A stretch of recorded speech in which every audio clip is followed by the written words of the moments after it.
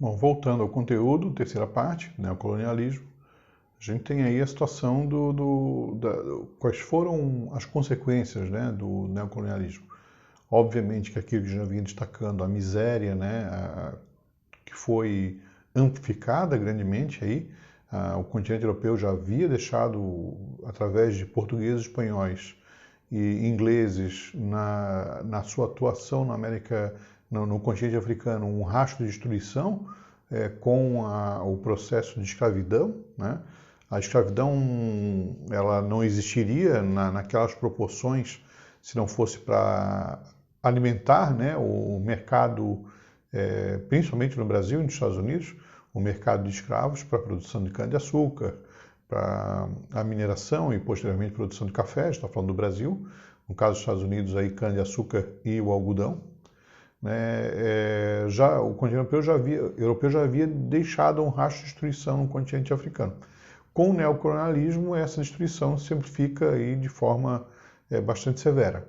Então, as consequências do neocolonialismo foram desastrosas, né? E, de alguma forma, elas prenunciavam aí, algumas disputas entre os países europeus, como a gente vai ver mais tarde aí, ao estudar a Primeira Guerra Mundial. Então, as consequências elas vêm até os dias de hoje, né? Elas não se restringiram somente ao exemplo da Primeira Guerra Mundial, mas hoje nós temos aí conflitos no continente africano, que são conflitos bastante sangrentos, né? Onde que as raízes desses conflitos estão lá na África. Então, de alguma forma, as consequências, né, como estou destacando, elas vêm até os dias atuais. Né? Os povos africanos sofrem com as consequências desse processo de colonização aí até os dias atuais. Essa charge ela mostra muito bem aquilo que ocorreu. Né? De alguma forma, a riqueza dos países do primeiro mundo está muito relacionada à exploração do continente africano, asiático e da América Latina como um todo. Mas, quer dizer, não teríamos talvez essa distância de desenvolvimento econômico e social em países europeus se não fosse o verdadeiro saque que ocorreu no continente africano. Então, em especial no continente africano, né? Então, a riqueza ela foi gerada e ela tem uma origem, né, muitas vezes manchada de sangue e muito sofrimento por parte de outros povos. E no Brasil, né, como é que o Brasil vai passar por esse processo? Tá, o Brasil e a América Latina como um todo, né? No Brasil, aquilo que nós chamamos aí de neocolonialismo, no Brasil recebe o nome aí de imperialismo. Né? Os Estados Unidos vai fazer questão de afirmar para as potências europeias que a América Latina é um continente de influência, né?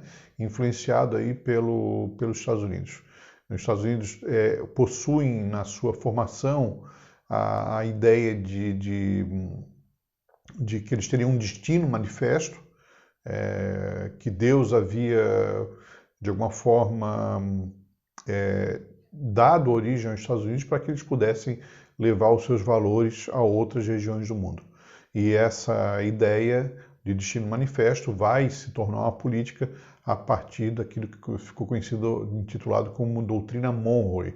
A Doutrina Monroe estabelecia, resumidamente, a gente poderia usar a frase aí, América para os americanos. Né? Então, que América é essa? América, quando se refere aos Estados Unidos, exclusivamente, ou o continente americano para os estadunidenses.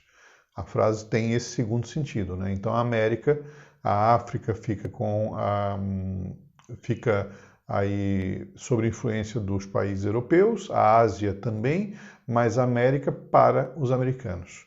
E aí o Brasil vai sofrer aí não uma ocupação, né? Brasil, Argentina, Chile, Peru, não uma ocupação do seu território, como aconteceu lá no continente africano, mas políticas que vão de alguma forma influenciar esses países da América Latina, através, por exemplo, da concessão de empréstimos. se oferecia empréstimos a esses países para eles construírem a sua infraestrutura, estradas de ferro, portos, as primeiras rodovias, as primeiras indústrias aí de produção de metal, por exemplo, né, de aço, por exemplo.